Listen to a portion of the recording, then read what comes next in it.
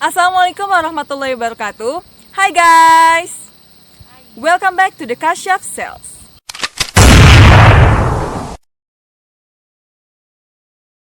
Nah, di video kali ini mungkin teman-teman semua melihat ada sesuatu yang berbeda. Tepat sekali, aku sekarang ada di sebuah tempat wisata. Aku gak akan syuting di studio lagi guys, nggak, bercanda. Jadi sekarang aku ada di salah satu tempat wisata yang terkenal di Garut, yang bernama jeng jeng jeng Talaga Bodas. Oke, jadi di video sebelumnya kita membahas tentang kasus pembunuhan Jessica Louis dan Austin Werner yang bermula dari video yang viral di TikTok, di mana video itu berisi penemuan potongan-potongan tubuh manusia di dalam sebuah koper. Sekarang kita akan membahas lanjutan dari kasus pembunuhan Jessica Louis dan Austin Werner ini dan bagaimana kebenaran dari kasus ini, siapakah pembunuhnya. Langsung saja, prepare your little gray cells, persiapkan sel-sel kelabu kalian karena kita akan membahas kebenaran dari kasus pembunuhan Jessica Louis dan Austin Werner.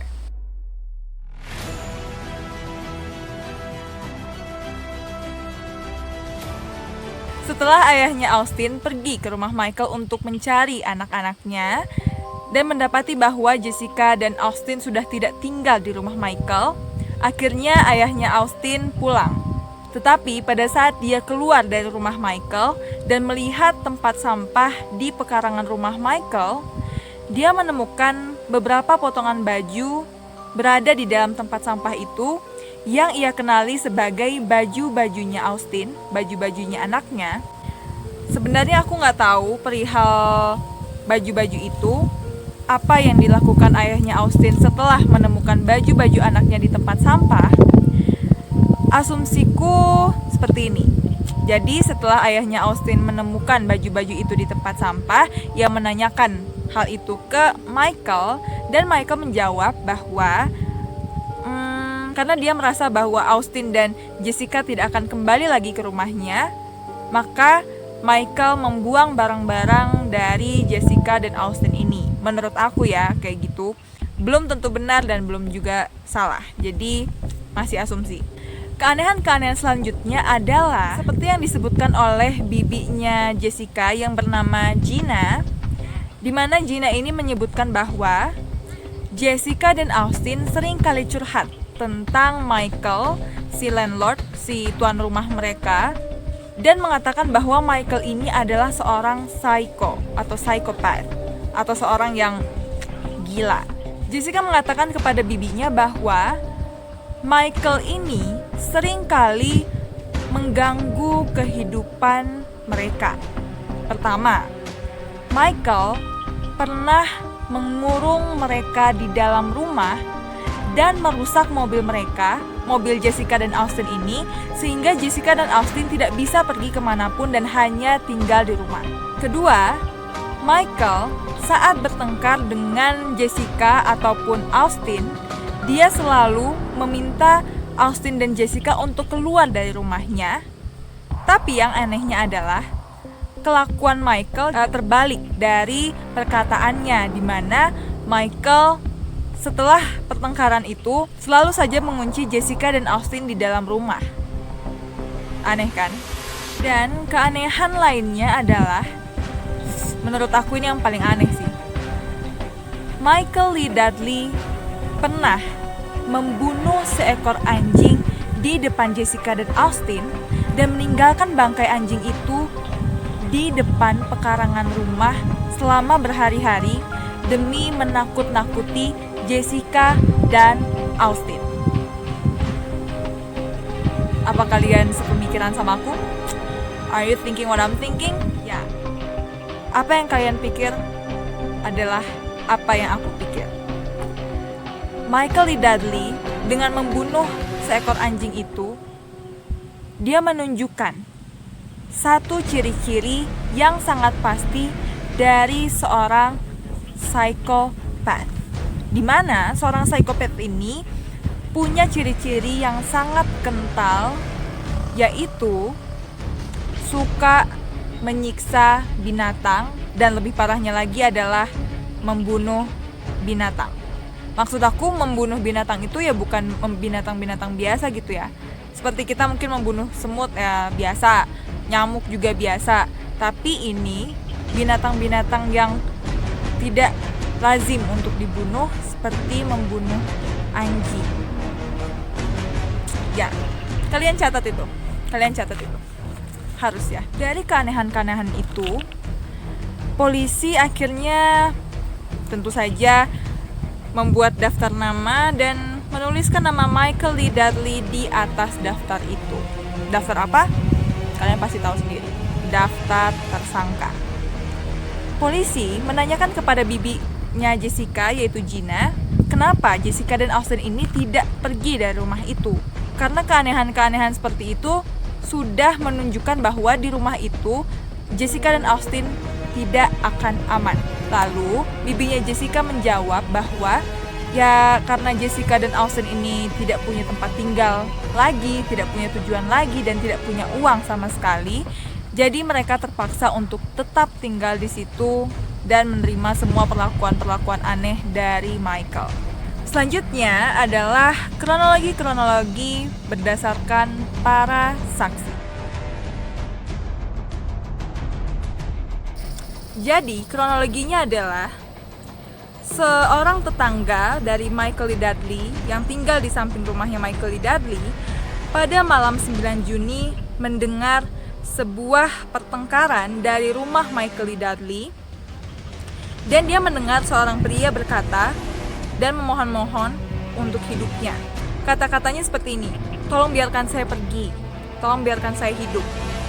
Dan setelah pertengkaran itu, si tetangga ini mendengarkan sebuah tembakan yang dilepaskan dari rumah Michael Lee Dudley. Kemungkinan si tetangga ini mengira bahwa suara tembakan itu dilepaskan ke atas. Dilepaskan ke atas dan bukan dilepaskan kepada seseorang.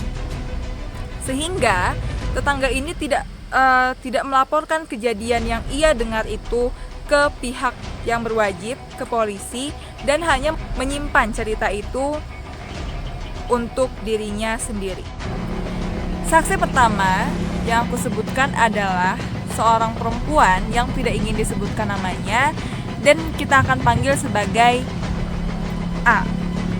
Si A ini adalah seorang teman, mutual friends with Michael Lee Dudley, dan pada tanggal 9 Juni 2020 itu Michael Lee Dudley menawarkan ke si A untuk menyewa kamar di rumahnya. Dan pada tanggal 9 Juni 2020 itu A akhirnya masuk ke rumahnya Michael untuk menempati sebuah kamar di sana.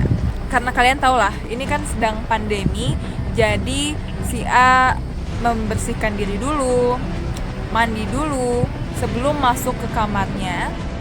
Jadi setelah si A mandi, dia pergi ke kamar barunya yang tidak lain adalah kamar bekas Jessica dan Austin. Saat dia masuk ke dalam, dilihatnya kamar itu agak berantakan rupanya, dan dia melihat di dalam kamar itu ada sebuah tumpukan baju-baju. Yang mencengangkan adalah saat si A melihat lebih dalam lagi, melihat lebih detail lagi, di dalam tumpukan baju itu ada sebuah tangan yang mencuat keluar, yang ia tidak tahu tangan milik siapa itu. Kemudian dia melihat beberapa bercak darah di dalam kamar itu. Karena dia melihat beberapa kekacauan itu, akhirnya si A ini melaporkan kepada Michael bahwa kamar itu belum siap untuk ditempati. Michael dengan bersikap biasa-biasa saja, dia meminta si A untuk pergi keluar, untuk pergi ke kota, mencari angin, sambil Michael membersihkan kekacauan di dalam kamar itu.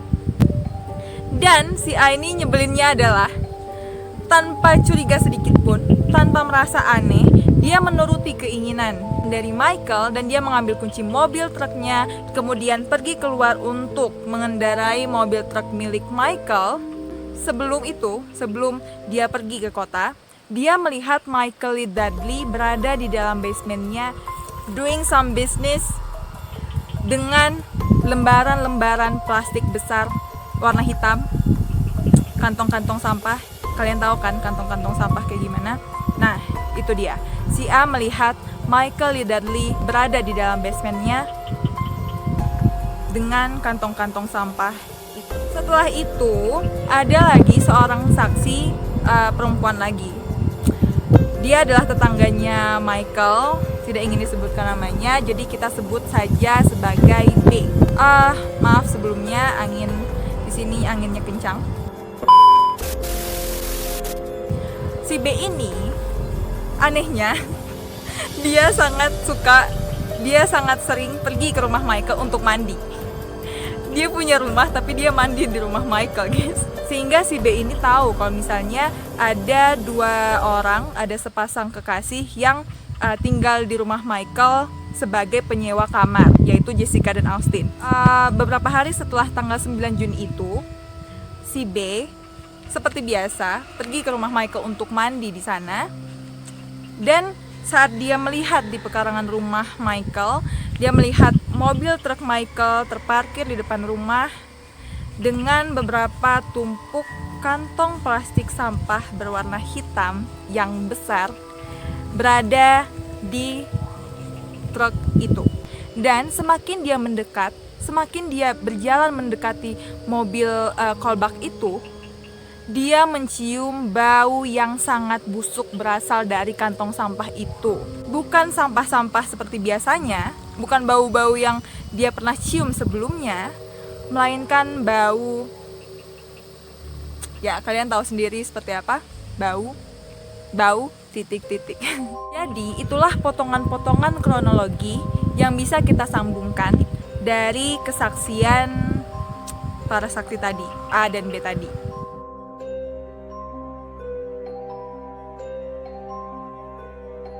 Dari kesaksian si A dan B tadi, kecurigaan polisi kepada Michael Lee Dudley semakin kuat, semakin besar, sehingga polisi akhirnya melakukan penggeledahan ke rumah Michael Lee Dudley.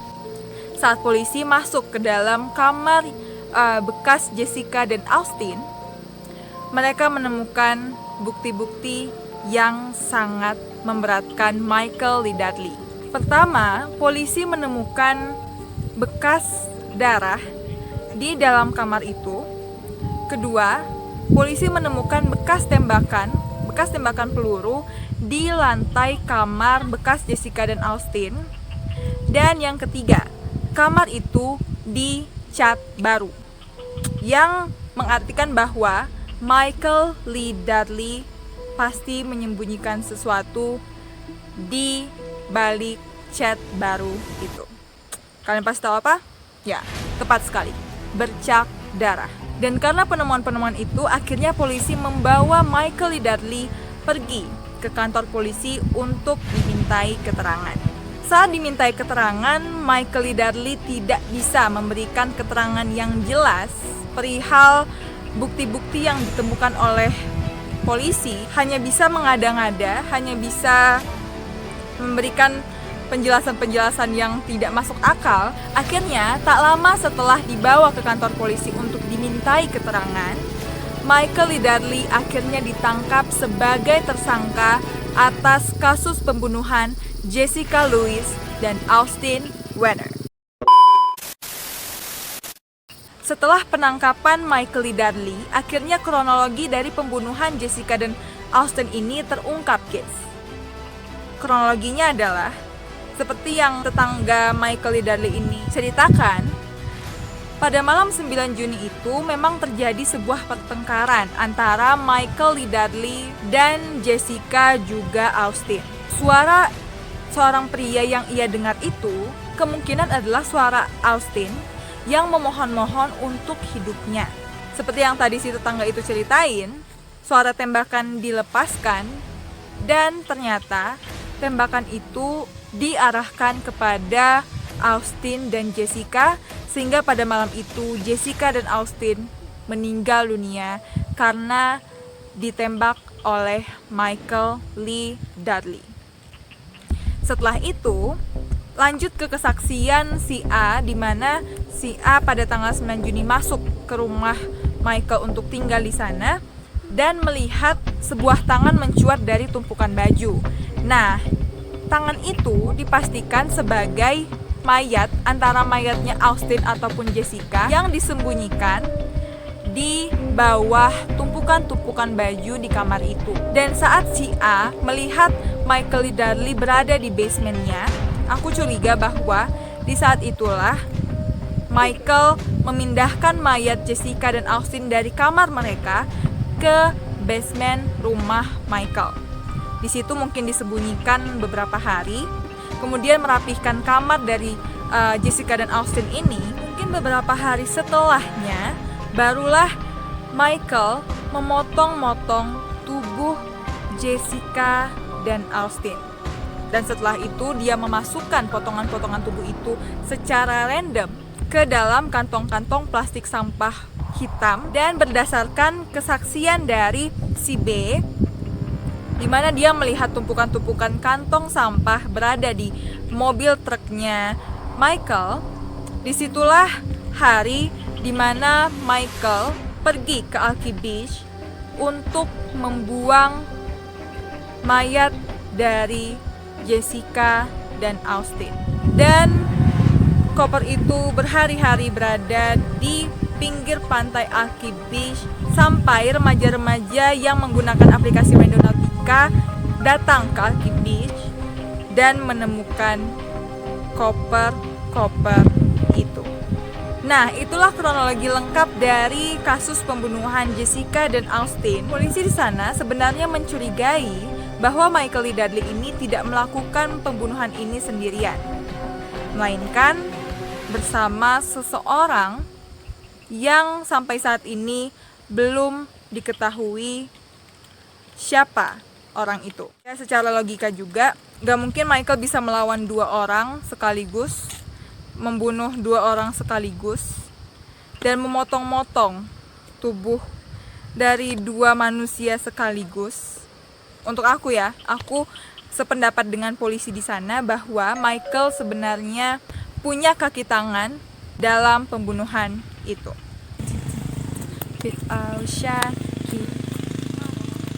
Wah, jamet. Nah, begitulah kasus pembunuhan dari Jessica Louise dan Austin Wenner. Bagaimana menurut kalian tentang kasus ini? Apakah Michael Lee Dudley melakukan pembunuhan itu sendirian, atau kalian di kubu di mana Michael Lee Dudley ini melakukan pembunuhan bersama kaki tangannya? Bagaimana menurut kalian? Coba tulis di komen di bawah. Aja yang bisa aku sampaikan di video kali ini. Kalau misalnya teman-teman punya requestan kasus-kasus yang menarik untuk kita bahas bersama, bisa langsung tulis di komen di bawah atau DM ke Instagramku Syafharana, atau kirim email ke syafharana@gmail.com. Oke, segitu aja yang bisa aku sampaikan untuk video kali ini. Dan seperti kata Hercule Poirot, prepare you little grey cells. Persiapkan sel-sel kelabu kalian, karena kita akan membahas kasus-kasus yang menarik di video-video selanjutnya. Dadah, assalamualaikum. 3, dekat siap-siap 1000 subscriber. Yeay! Dekat siap-siap, prepare your little grey cells. Persiapkan sel-sel kelabu kalian, karena kita akan membahas kasus-kasus yang menarik. Terima kasih teman-teman. Dadah.